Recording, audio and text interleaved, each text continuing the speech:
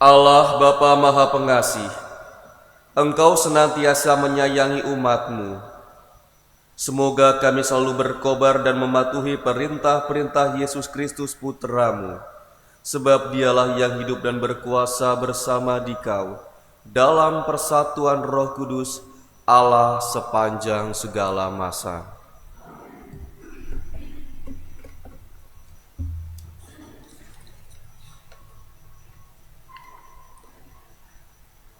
Bacaan dari kitab pertama Samuel. Setelah Raja Saul ditolak, Tuhan bersabda kepada Samuel, "Berapa lama lagi engkau berduka cita karena Saul? Bukankah ia telah kutolak sebagai raja atas Israel? Isilah tabung tandukmu dengan minyak dan pergilah. Aku mengutus engkau kepada Isai, orang Betlehem itu, sebab di antara anak-anaknya telah kupilih seorang raja bagiku." Tetapi Samuel berkata, "Bagaimana mungkin aku pergi? Jika Saul mendengarnya, ia akan membunuh aku." Maka Tuhan bersabda, "Bawalah seekor lembu muda dan katakan, Aku datang untuk mempersembahkan korban kepada Tuhan." Kemudian undanglah Isai ke upacara pengorbanan itu, lalu aku akan memberitahukan kepadamu apa yang harus kau perbuat. Urapilah bagiku orang yang akan kusebut kepadamu." Samuel berbuat seperti yang disabdakan Tuhan, dan tibalah ia di kota Betlehem. Para tua-tua di kota itu datang mendapatkannya dengan gemetar dan berkata, "Adakah kedatanganmu ini membawa selamat?" Jawab Samuel, "Ya, benar. Aku datang untuk mempersembahkan korban kepada Tuhan. Kuduskanlah dirimu dan datanglah dengan daku ke upacara pengorbanan ini." Kemudian Samuel menguduskan Isai dan anak-anaknya yang laki-laki dan mengundang mereka ke upacara pengorbanan itu. Lalu mereka itu masuk. Ketika melihat Eliab, Samuel berpikir, "Sungguh di hadapan Tuhan sekarang berdiri yang diurapinya." Tetapi bersabdalah Tuhan kepada Samuel, "Janganlah terpancang pada paras atau perawakan yang tinggi, sebab aku telah menolaknya. Bukan yang dilihat manusia yang dilihat Allah. Manusia melihat apa yang di depan mata, tetapi Allah melihat hati." Lalu Isai memanggil Abinadab, lalu menyuruhnya lewat di depan Samuel. Tetapi Samuel berkata kepada Isai, "Dia ini tidak dipilih Allah."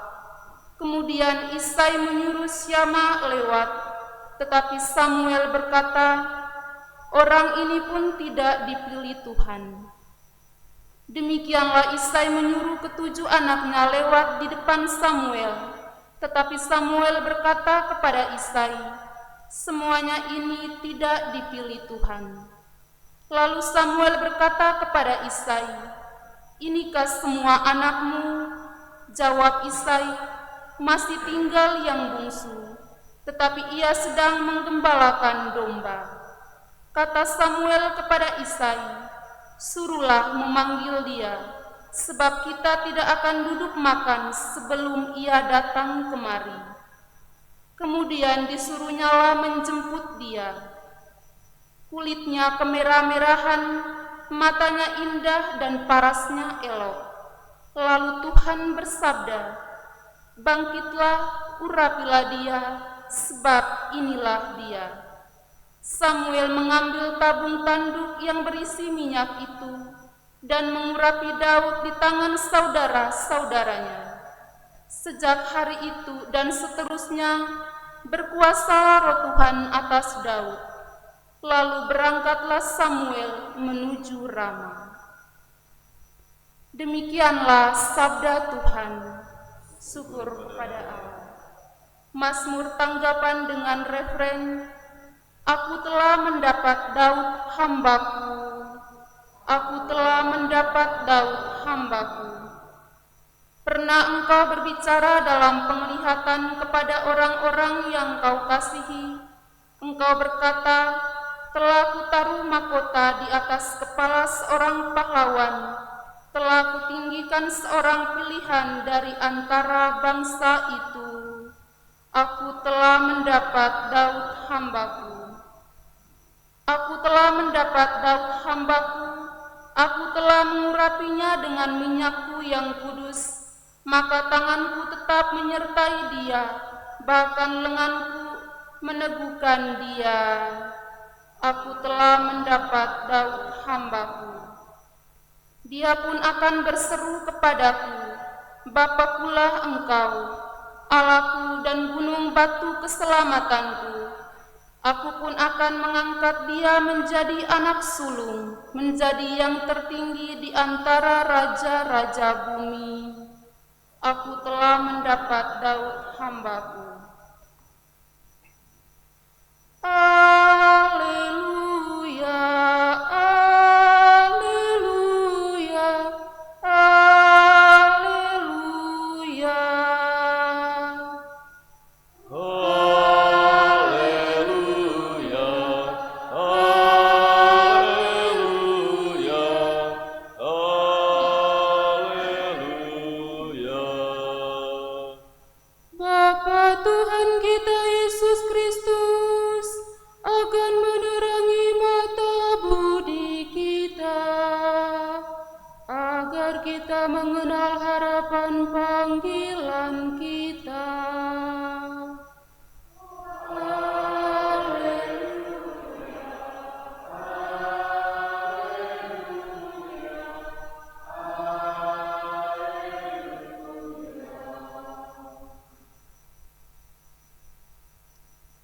Tuhan bersamamu.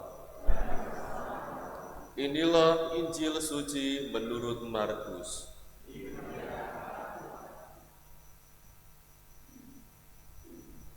Pada suatu hari Sabat, Yesus berkeliling di ladang gandum, dan sementara berjalan, murid-muridnya memetik bulir gandum.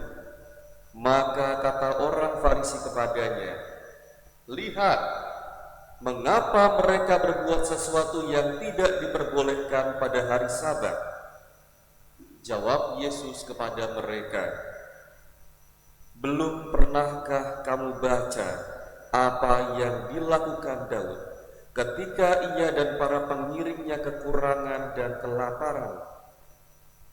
Tidakkah ia masuk ke dalam rumah Allah waktu Abiatar menjabat sebagai imam agung, lalu makan roti sajian yang tidak boleh dimakan kecuali oleh imam-imam, dan memberikannya juga kepada pengikut-pengikutnya?" Lalu kata Yesus kepada mereka, "Hari Sabat diadakan untuk manusia, dan bukan manusia untuk hari Sabat. Jadi Anak Manusia adalah Tuhan juga atas hari Sabat." Demikianlah sabda Tuhan.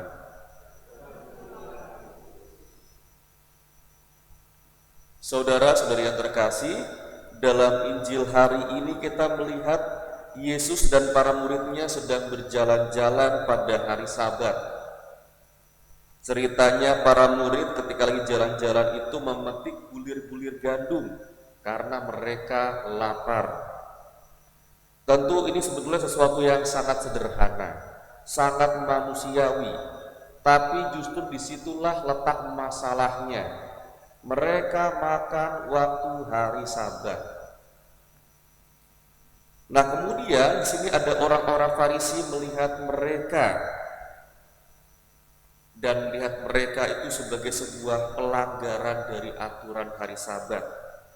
Karena bagi orang Farisi itu aturan itu lebih penting ketimbang apapun, bahkan orang yang lapar pun kalah oleh aturan hari Sabat. Tapi kemudian di sini Yesus mengajak kita untuk melihat lebih dalam lagi, bahwa hari Sabat itu dibuat demi kebaikan manusia, bukan sebaliknya, bukan manusia yang diperbudak oleh hari Sabat. Artinya apa? Hukum dan aturan semestinya bisa membantu kita untuk menjalani hidup yang lebih baik, hidup yang lebih penuh kasih, bukan lagi malah membuat hidup kita menjadi berat dan menjadi kaku, tidak luwes. Tapi tanpa disadari, kadang kita pun juga bisa seperti itu. Misalnya, kita bisa rajin beribadah, rajin berdoa, tapi hati kita menjadi keras. Kita malah mudah menghakimi orang lain. Kita malah gampang berkata, harusnya begini, harusnya begitu. Harusnya tidak boleh begini, tidak boleh begitu, dan seterusnya. Padahal mungkin orang yang kita tegur itu mungkin sedang lelah, mungkin sedang berjuang, mungkin sedang lapar secara batin, mungkin sedang butuh waktu saja. Maka di sini Yesus mengajak kita semua kembali kepada hati manusia, kembali kepada hati Allah juga, bahwa Allah melihat hati. Allah melihat hati manusia, bukan sekedar tampilan luarnya saja. Maka seperti dalam bacaan pertama, Tuhan memilih berdasarkan bukan yang kelihatan hebat, tetapi melihat ke dalamnya, melihat hati manusia, bahwa Daud dipilih itu bukan karena tampilan luarnya, tetapi karena hatinya. Mari kita bertanya kepada diri kita sendiri, apakah iman saya ini sudah membawa sukacita? Atau apakah kehadiran saya sudah membawa kelegaan bagi orang lain? Dan semoga iman kita bukanlah iman yang kaku, tetapi iman yang menghidupkan, iman yang membawa pengharapan, dan iman yang membawa sukacita. Semoga Tuhan memberkati kita semua.